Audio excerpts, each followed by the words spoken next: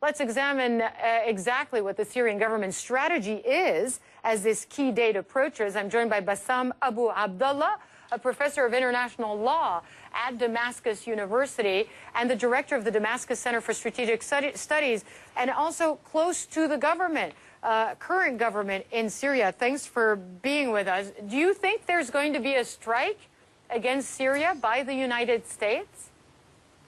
What I noticed during 3 days of discussions with the Congress, I noticed that there is a lot of objections inside the public opinion in the United States, and either the Congress meant. So I think that this superpower should stop the war, not starting any kind of war, especially against Syria, because after the experiences of United States in Iraq, Afghanistan, and other wars, I think the Middle East, or generally the world, needs a more peaceful approach.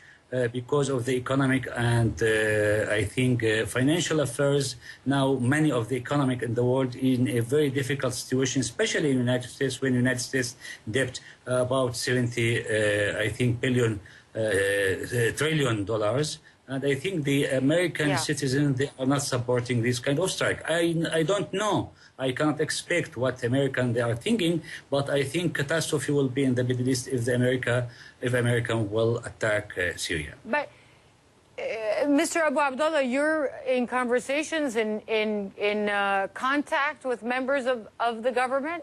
Are they expecting? Yes, I mean, yes. Is the mood a mood of expectation? Absolutely. Yeah. We put all our options on the bad scenarios.